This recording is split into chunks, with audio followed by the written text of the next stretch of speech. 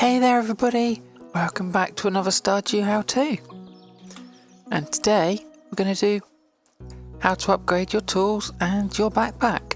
So I think the first place we need to go is to Pierre's shop to talk about backpacks. Okay, so you will receive a letter from Pierre telling you that he's going to sell you a upgraded backpack to increase your inventory space. So you're going to have more than just the one row. But, you know, just in case you've forgotten or wasn't sure, yeah, Pierre's open every day apart from Wednesday, 9 till 5. And here we are in Pierre's shop. There's Pierre and backpack for sale right here. This is the first backpack that you can get, lovely red one. And it will cost you 2,000 gold coins. And that will double the space, giving you 2 rows of inventory that you can work with.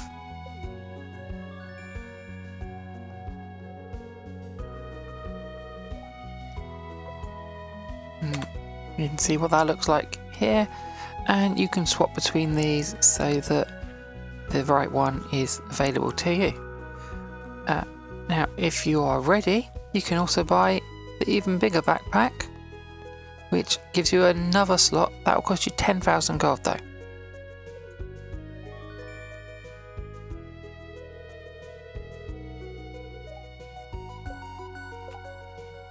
There we go, and now that's unlocked the full inventory size for your player and gives you 3 bars worth down the bottom.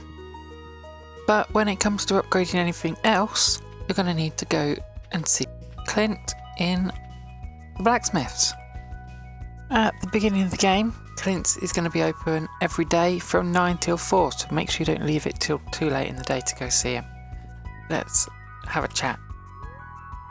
You can visit Clint to use his shop where you can buy ores, but we're here to upgrade tools, and here we can see all the upgrades we can get for the things that we're carrying. So we can upgrade the axe, the hoe, the pickaxe, the watering can and the trash can. And we're going to hit it back to the farm to see how this all works. Right, we're back at the farm in my lovely great big shed. And I've laid out all the possible things that you can get upgraded at Clint's blacksmiths, and we need to talk about costs.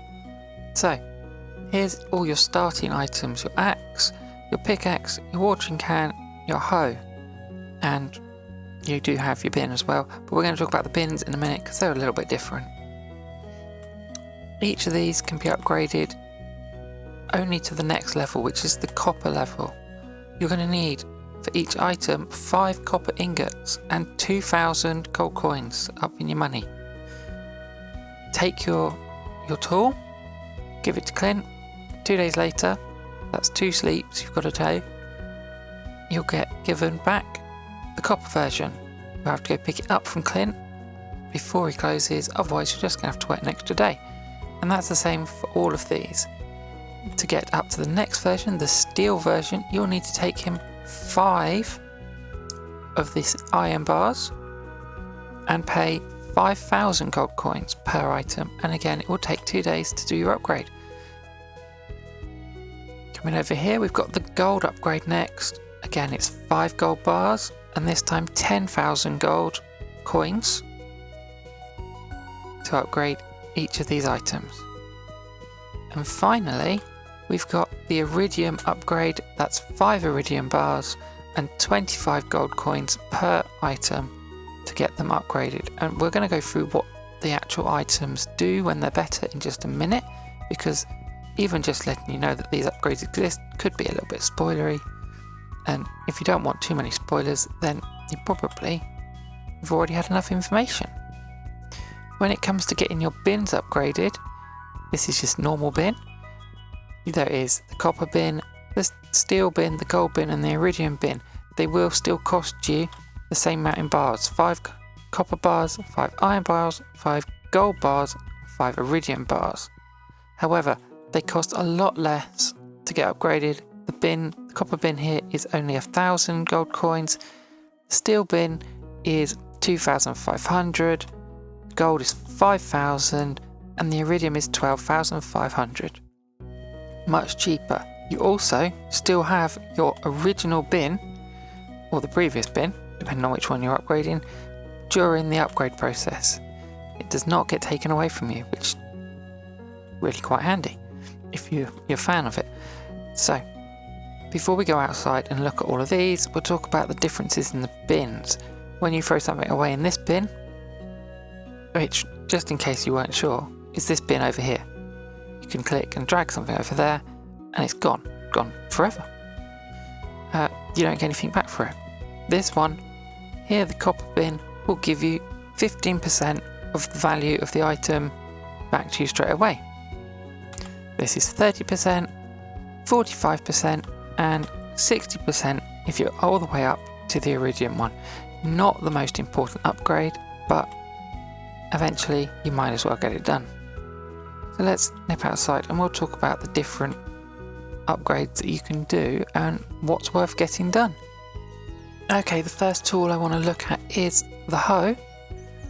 Normally you wouldn't be able to have all of these in your hotbar at once without some real hard work, but just for this purpose I would like to show you the difference nice and quickly. The first hoe is going to just do one square just like this, and that's what you're used to doing. The whole purpose of upgrading is to make it better. You can still do your one square, but if you hold down and charge up, you can get yourself 3 squares worth of hoeing. The next upgrade is going to do even bigger and give you a 5 tile long section. Coming up to the gold one, we're going to get a longer charge up time to get this larger 9 tile square. And if you want, with all of these, you can hold it and hop yourself around to position this patch, but it can get a little bit tricky to get it exactly where you want it. My opinion, best to just try and get it right the first time. And finally, the iridium is going to do you a 6x3 rectangle, which is quite the space to cover all at once.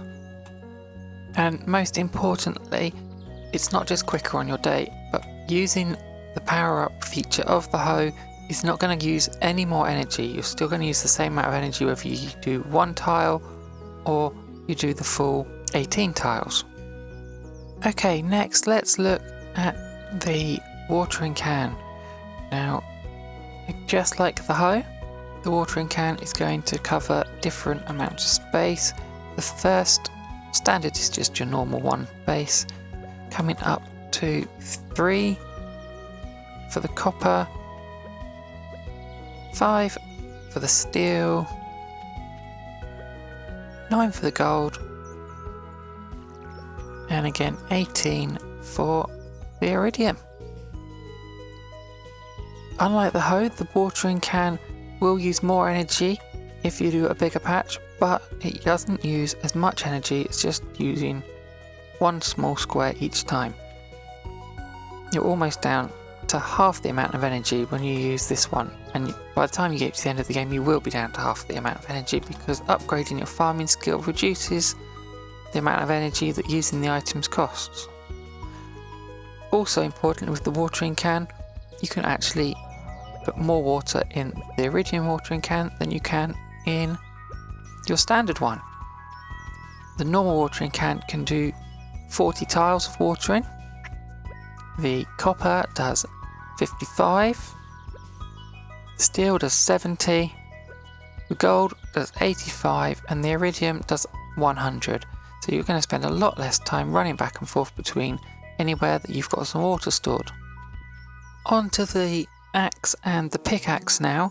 These tools don't have an area that they affect that grows larger with charging up, or have actually any powering up, charging up ability.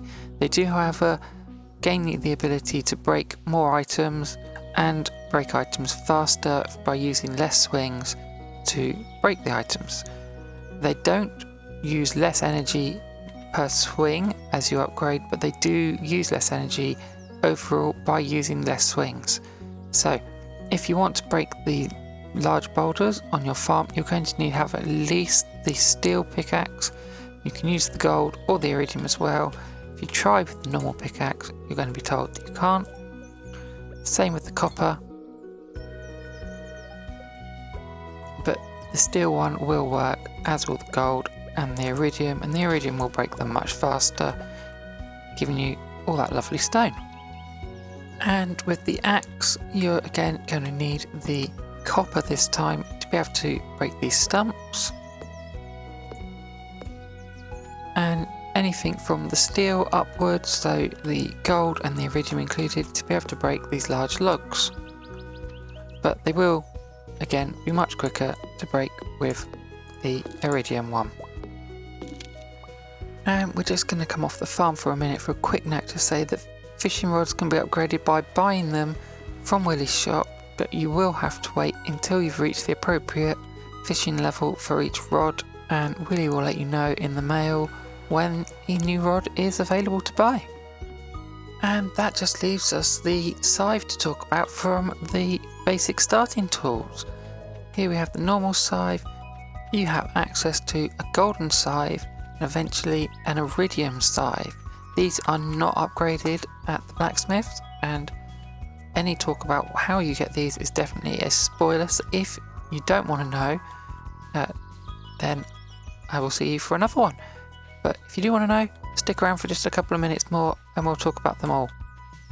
The normal scythe will cut a small area in front of you, and as long as you've got a silo, you're going to get about half of the grass cut and turned into hay. The golden scythe, which you can get by completing the quarry cave and collecting it from the statue at the end, will cut a slightly larger area in front of you and will get you about 75% of the grass cut turned into hay, provided you've got room in a silo again. The iridium scythe is very special. It will cut everything in front of you in a large area. It will turn 100% of what you can cut into hay. You can also harvest your crops with it, which is amazing. This can be obtained through the mastery section of the game, which comes much later when you've completed all of your levels in your regular skills up to level 10. And that's going to be it for upgrading tools and backpacks. Hopefully you've learnt something, hopefully you didn't get too many spoilers for what's coming up in the game, and I'll see you again for another one. Thanks for watching, bye for now.